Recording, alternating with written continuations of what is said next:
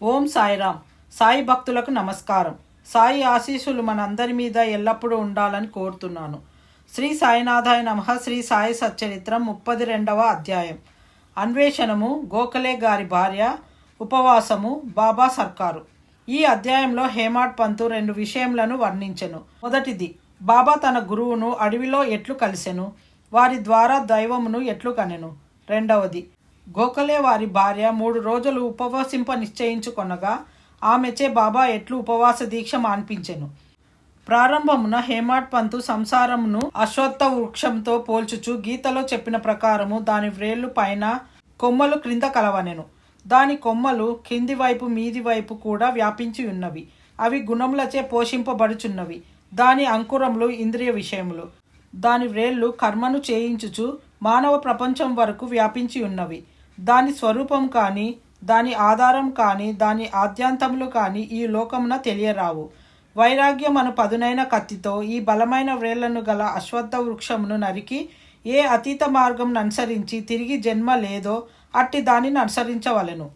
అట్టి దారి యందు నడుచుటకు దారి చూపు మంచి గురువు సహాయం మిక్కిలి అవసరము. అతడెంత పండితుడైనప్పటికీ, వేదాంగములను బాగుగా చదివినప్పటికీ తన గమ్యస్థానమునకు సురక్షితముగా పోలేడు. మార్గదర్శియే యుండి సహాయపడి సరి అయిన దారి చూపినచో మార్గంలోనున్న గోతుల నుండి, అడవి మృగముల నుండి తప్పించుకొని సుగమముగా పయనించును. ఈ విషయంలో బాబా అనుభవము బాబాయే స్వయముగా చెప్పెను. ఇది మిక్కిలి చిత్రమైనది. దీని ప్రకారం జాగ్రత్తగా నడుచుకొన్నచో నమ్మకము, భక్తి, మోక్షము ప్రాప్తించును. అన్వేషణము. ఒకానొకప్పుడు మేము నలుగురము మత గ్రంథములు చదువుచు ఆ జ్ఞానంతో బ్రహ్మము నైజం గూర్చి తర్కించ మొదలెడితిమి. మాలోనొకడు ఆత్మను ఆత్మచే ఉద్ధరించవలెను కానీ ఇతరులపై ఆధారపడరాదనెను. అందుకు రెండవవాడు, మనస్సును స్వాధీనమందుంచుకొన్నవాడే ధన్యుడనియు, మనము ఆలోచనల నుండి, భావముల నుండి ముక్తులమైనచో మనకంటే వేరైనది ఈ ప్రపంచంలో మరేదియూ లేదని చెప్పెను. మూడవవాడు, దృశ్య ప్రపంచము సదా పరిణామశీలమైనదనియు, నిరాకారమే శాశ్వతమైనదనియు కావున సత్యాసత్య విచక్షణం అవసరమనియు చెప్పెను. నాలుగవ వారు అనగా బాబా, పుస్తక జ్ఞానం ఎందుకు పనికిరానిది? మనకు విధింపబడిన కర్మను మనము పూర్తి చేసి తనువును, మనమును, పంచప్రాణములను గురువు పాదములపై పెట్టి శరణు వేడవలెను. గురువే దైవము, సర్వమున వ్యాపించినవాడు. ఇట్టి ప్రత్యయం ఏర్పడుటకు దృఢమైన అంతులేని నమ్మకం అవసరము అనెను. ఈ ప్రకారంగా తర్కించుచు మేము నలుగురు పండితులము భగవంతుని వెదుకుట అడవులలో తిరగనారంభించితిమి. తక్కిన ముగ్గురు వారి స్వతంత్ర బుద్ధిని ఉపయోగించి వెదక నిశ్చయించిరి. దారిలో ఒక వర్తకుడు బంజారా మమ్ములను కలిసి, ఇప్పుడు చాలా ఎండగానున్నది, ఎంత దూరం పోవుచున్నారు, ఎక్కడికి పోవుచున్నారని అడిగెను. అడవులు వెదుకుటకని మేము జవాబిచ్చితిమి. ఏమి వెదుకుటకు పూనుకొంటిరని అతడు తిరిగి అడిగెను. ఏదో సందిగ్ధమైన యుక్తి జవాబిచ్చితిమి. ధ్యేయరహితముగా మేము తిరుగుట చూచి అతడు కనికరించి ఇట్లనెను. అడవుల సంగతి పూర్తిగా తెలియకుండా మీ ఇష్టం వచ్చినట్లు తిరగరాదు. అడవులలో సంచరింపదల్చినచో మీ వంట ఒక మార్గదర్శి ఉండియే తీరవలెను. అనవసరముగా ఈ ఎండవేలప్పుడు ప్రయాసపడెదరెందుకు? మీ రహస్యాన్వేషణము నాకు చెప్పనక్కర్లేదు. అయినను మీరు కూర్చుండి భోజనం చేసి నీళ్లు త్రాగి కొంత విశ్రాంతి తీసుకొని పిమ్మట పోవచ్చును. ఓపికతో నుండుడనెను. అతడంత మృదువుగా మాట్లాడినను వానిని నిరాకరించి నడవసాగితిమి.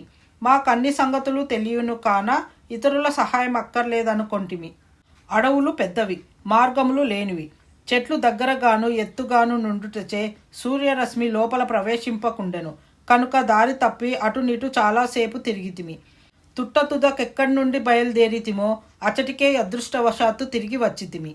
బంజారా తిరిగి కలుసుకొని ఇట్లనెను.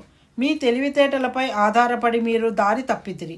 చిన్నదానికి గాని పెద్దదానికి గాని సరి అయిన మార్గం చూపుటకొక మార్గదర్శి ఉండియే తీరవలెను. ఉత్త కడుపుతో ఏ అన్వేషణము జయప్రదం కాదు. భగవంతుడు సంకల్పించనిదే మనకు దారిలో ఎవ్వరూ కలియరు. పెట్టిన భోజనము వద్దనకుడు, వడ్డించిన విస్తరిని త్రోసివేయకుడు, భోజన పదార్థములు అర్పించుట శుభసూచకము. ఇట్లనుచు తిరిగి మమ్ములను ప్రశాంతంగా భోజనం చేయుమని బతిమాలెను. నా మిత్రులు ముగ్గురు ఈ మాటలను లక్ష్యపెట్టక భోజనం చేయకుండా ప్రయాణం సాగించిరి. వారి హఠం ఆ విధముగా నుండెను. నేను మాత్రం ఆకలితోనూ దాహంతోనూ ఉంటిని. బంజారా చూపిన అసామాన్య ప్రేమకు లొంగిపోతిని. మేమెంతో తెలివైన వారం అనుకొంటిమి కానీ దయాదాక్షిణ్యములకు దూరమైతిమి. బంజారా చదువుకొన్నవాడు కాడు, యోగ్యతలు లేనివాడు, తక్కువ జాతివాడు, కానీ వాని హృదయము ప్రేమమయము. భోజనం చేయమని మమ్ముల వేడెను. ఈ విధముగా ఫలాపేక్ష లేకుండా ఎవరైతే ఇతరులను ప్రేమించెదరో వారు నిజముగా నాగరికులని ఎంచి వాని ఆతిథ్యమును ఆమోదించుటయే జ్ఞానమునకు ప్రథమ సోపానమని అనుకొంటిని. మిక్కిలి మర్యాదతో అతడు పెట్టిన భోజనము నేను అనగా బాబా తిని నీళ్లు త్రాగి తిని. ఏమి ఆశ్చర్యము! వెంటనే మా గురువుగారు వచ్చి మా ఎదుట నిలిచిరి. వారు అడుగుటొచ్చే జరిగిన వృత్తాంతమంతయు విషదపరిచితిని. అప్పుడు వారు నాతో వచ్చుటకిష్టపడెదరా? మీకు కావలసినదేదో నేను చూపెదను. నా యందు విశ్వాసమున్న వారికే జయము కలుగును అనిరి. తక్కిన వారు వారి మాటలకు సమ్మతింపక ఎక్కడికో పోయిరి. నేను మాత్రం వారికి గౌరవపూర్వకముగా నమస్కరించి వారి ఆజ్ఞకు లోబడి తిని. అంతటా వారు నన్నొక బావి వద్దకు తీసుకొని పోయిరి. నా కాళ్లను తాడుతో కట్టి నన్ను తలక్రిందులుగా ఒక చెట్టుకు కట్టి బావిలో నీళ్లకు 3 అడుగుల మీదుగా నన్ను వ్రేలాడదీసిరి. నా చేతులతో కానీ నోటితో కానీ నీళ్లను అందుకొనలేకుంటిని. నన్ను ఈ విధముగా వ్రేలాడగట్టి వారు ఎచ్చటికో పోయిరి. 4-5 గంటల తరువాత వారు మరల వచ్చి నన్ను బావిలో నుంచి బయటకు తీసి ఎట్లుంటివని అడిగిరి. ఆనందములో మునిగియుంటిని. నేను పొందిన ఆనందమును నా వంటి మూర్ఖుడెట్లు వర్ణించగలడు అని జవాబిచ్చి తిని. దీనిని విని గురువుగారు మిక్కిలి సంతృష్టి చెందిరి. నన్ను దగ్గరకు చేరతీసి నా వీపును తమ చేతులతో తట్టి నన్ను వారి వద్ద నుంచుకొనిరి. తల్లి పక్షి పిల్ల పక్షులను జాగ్రత్తగా చూచునట్లు నన్ను వారు కాపాడిరి. నన్ను తమ ఒడిలో చేర్చుకొనిరి. అది చాలా అందమైన బడి. అక్కడ నేను నా తల్లిదండ్రులను మరిచితిని.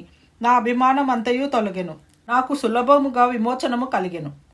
గురువుగారి మెడను కౌగిలించుకొని వారిని తదేక దృష్టితో ఎల్లప్పుడూ చూచుచుండవలని అనిపించినది. వారి ప్రతిబింబము నా కనుపాపలందు నిల్వనప్పుడు నాకు కనులు లేకుండుటే మేలనిపించేది. అది అటువంటి బడి. అందులో ప్రవేశించిన వారెవరునూ రిక్తహస్తములతో బయటకు రారు. నా గురువే నాకు సమస్తముగా తోచుచుండెను. నా ఇల్లు, నా ఆస్తి, నా తల్లిదండ్రులు అంతయు వారే. నా ఇంద్రియములన్నీయు తమ తమ స్థానములు విడిచి నా కండ్ల యందు కేంద్రీకృతమయ్యను. నా దృష్టి గురువునందు కేంద్రీకృతమయ్యను. నా ధ్యానం అంతయు నా గురువు పైననే నిలిపితిని. నాకు ఇంకొక దాని యందు స్పృహ లేకుండెను. వారిని ధ్యానం చేయనప్పుడు నా మనసు, నా బుద్ధి స్తబ్దమగుచుండెను. నిశ్శబ్దముగా వారికి నమస్కరించుచుంటిని. ఇతర పాఠశాలలలో పూర్తిగా మరొక విధమైన దృశ్యములు కానవచ్చును. భక్తులు జ్ఞానము సంపాదించుటకు పోయి ద్రవ్యమును, కాలమును, కష్టమును వ్యయము చేసెదరు. తుట్టతుదకు పశ్చాత్తాపపడెదరు. అక్కడున్న గురువు తనకు గల రహస్య శక్తిని గురించి తన రుజువర్తనం గూర్చి పొగుడుకొనుచు తన పావిత్ర్యమును ప్రదర్శించునే కాని హృదయం మృదువుగా నుండదు. అతడు అనేక విషయముల గూర్చి మాట్లాడును. తన మహిమను తానే పొగుడుకొనును. కానీ అతని మాటలు భక్తుల హృదయమందు నాటవు.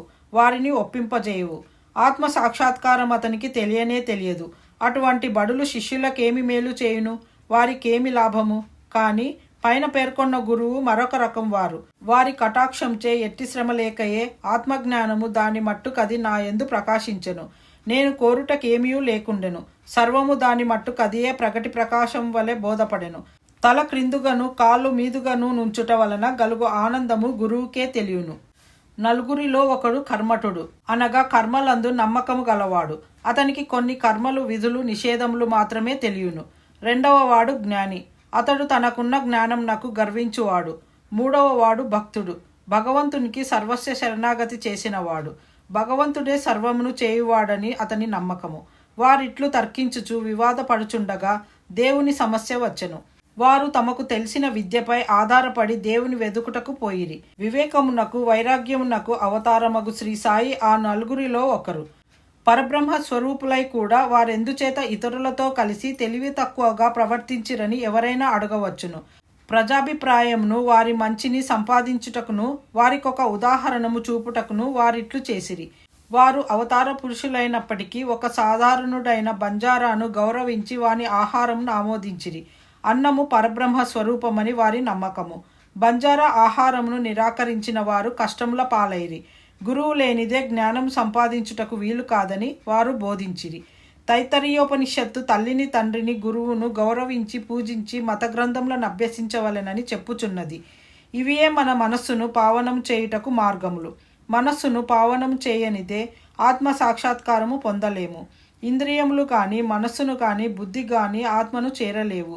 ప్రత్యక్షము, అనుమానము మొదలైన ప్రమాణములు మనకు ఈ విషయంలో సహాయపడవు. గురువుగారి కటాక్షమే మనకు తోడ్పడును. ధర్మము, అర్థము, కామము మన కృషి వల్ల లభించును. కానీ 4వది యగు మోక్షము గురువు సహాయం వలననే పొందనగును. సాయి దర్బారులోనికి అనేక మంది వచ్చి వారికి తెలివి విద్యలను ప్రదర్శించిపోయేడివారు. జ్యోతిష్యులు రాబోవు విషయములు చెప్పుచుండెడివారు. యువరాజులు, గౌరవనీయులు, సామాన్యులు, పేదవారు, సన్యాసులు, యోగులు, పాటకాండ్రు మొదలగువారు బాబా దర్శనమునకై వచ్చేడివారు. ఒక మహారు అనగా మాలవాడు వచ్చి జోహారు చేసి, ఈ సాయి మా బాప్ తల్లియు తండ్రియు అనియు వారు మన చావు పుట్టుకలను తుడిచివేయుదురనియు చెప్పెను. గారడివాండ్రు, గుడ్డివాండ్రు, చొట్టవారు, నర్తకులు, నాద సంప్రదాయం వారు, పగటి వేషముల వారు కూడా అచట నామోదింపబడుచుండిరి. తన వంతు రాగా ఆ బంజారా కూడా కాన్పించెను. తన పాత్రను ముగించెను. మనం ఇప్పుడు ఇంకొక కథను విందము. గోఖలే గారి భార్య ఉపవాసము. బాబా ఎన్నడూ ఉపవసించలేదు. ఇతరులను కూడా ఉపవాసం చేయనిచ్చువారు కారు. ఉపవాసం చేయువాని మనసు స్థిమితముగా నుండదు. అట్టివాడు పరమార్థం ఎట్లు సాధించును? ఉత్త కడుపుతో దేవుని చూడలేము. మొట్టమొదట ఆత్మను శాంతింపచేయవలెను. కడుపులో తడి కలగజేయు ఆహారం కానీ పౌష్టిక శక్తి కానీ లేనప్పుడు భగవంతుని ఏ కళ్ళతో చూడగలము? ఏ నాలుకతో పొగడగలము? ఏ చెవులతో వానిని వినగలము?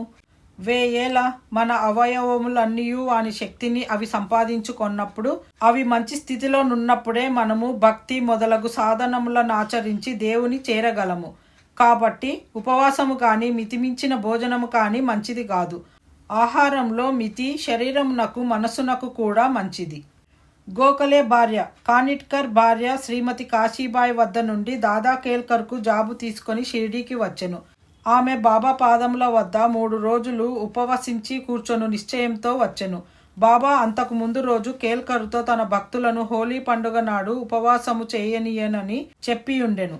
వారు ఉపవసించినచో బాబా తన యొక్క ఉపయోగమేమనెను. ఆ మరుసటి దినము ఆమె దాదా కేల్కరుతో పోయి బాబా వద్ద కూర్చుండగా బాబా వెంటనే ఆమెతో, ఉపవాసం చేయవలసిన అవసరమేమి? దాదాభట్టు ఇంటికి పోయి బొబ్బట్లు చేసి అతనికి పిల్లలకు పెట్టి నీవు కూడా తినుము అనెను. హోలీ పండుగ వచ్చెను. దాదా కేల్కరు భార్య బయట చేరెను. కేల్కర్ ఇంట్లో వండుటకు ఎవరూ లేకుండిరి. కావున బాబా సలహా సమయోచితముగా నుండెను. గోఖలే గారి భార్య దాదాభట్టు ఇంటికి పోయి బొబ్బట్లు చేసెను. ఆ రోజు అక్కడనే ఉండెను. ఇతరులకు పెట్టెను, తాను తినెను. ఎంత మంచి కథ, ఎంత చక్కని నీతి! బాబా సర్కారు. బాబా తన బాల్యంలో జరిగిన కథను ఈ విధముగా చెప్పెను. నా చిన్నతనంలో భుక్తి కొరకు వెతుకుచూ బీడ్గాం వెళ్ళి తిని. అక్కడ నాకు బట్టలపై చేయు అల్లిక పని దొరికెను. శ్రమ అనక కష్టపడి పనిచేసి తిని. యజమాని నా పనికి సంతృష్టి చెందెను. నాకంటే పూర్వం 3 కుర్రవాళ్ళు పనిలో నుండిరి. మొదటి వానికి 50 రూపాయలు, రెండవ వానికి 100 రూపాయలు, మూడవ వానికి 150 రూపాయలు. నాకు ఈ 3 మొత్తములకు రెండింతలు అనగా 600 రూపాయల జీతం ఇచ్చెను. నా తెలివితేటలు చూచి యజమాని నన్ను ప్రేమించి మెచ్చుకొని నిండు దుస్తులిచ్చి నన్ను గౌరవించెను. తలపాగా, సెల్ల వీనిని వాడకుండా జాగ్రత్తగా దాచుకొంటిని. మానవుడిచ్చినది త్వరలో సమసిపోవును, కానీ దైవమిచ్చున్నది శాశ్వతముగా నిల్చును. ఇంకెవరిచ్చినది దీనితో సరిపోల్చలేము. నా ప్రభువు తీసుకో తీసుకో అనును, కానీ ప్రతివాడు నా వద్దకు వచ్చి తే తే అనుచున్నాడు. నేనేమి చెప్పుచున్నానో గ్రహించువాడొక్కడునూ లేడు. నా సర్కారు యొక్క ఖజానా ఆధ్యాత్మిక ధనము నిండుగానున్నది. అది అంచుల వరకు నిండి పొంగిపోవుచున్నది. నేను త్రవ్వి ఈ ధనమును బండ్లతో తీసుకుపోండు. సుపుత్రుడైన వాడు ఈ ద్రవ్యంనంతయు దాచుకొనవలెను అనుచున్నాను. నా ఫకీరు చతురత, నా భగవానుని లీలలు, నా సర్కారు అభిరుచి మిక్కిలి అమోఘమైనవి. నా సంగతి ఏమి? శరీరము మట్టిలో కలియును, ఊపిరి గాలిలో కలియును. ఇట్టి అవకాశము తిరిగి రాదు. నేనెక్కడికో పోయేదను, ఎక్కడనో కూర్చుండెదను. మాయ నన్ను మిగుల బాధించుచున్నది. అయినప్పటికీ నా వారి కొరకు నేను ఆతురపడెదను. ఎవరైనా నేమైనా సాధన చేసినచో తగిన ఫలితము పొందెదరు. ఎవరైతే నా పలుకులను జ్ఞప్తి ఎందుంచుకొనెదరో వారు అమూల్యమైన ఆనందమును పొందెదరు. 32వ అధ్యాయం సంపూర్ణం. సద్గురు శ్రీ సాయినాథార్పణమస్తు. శుభం భవతు. ఓం సాయిరామ్.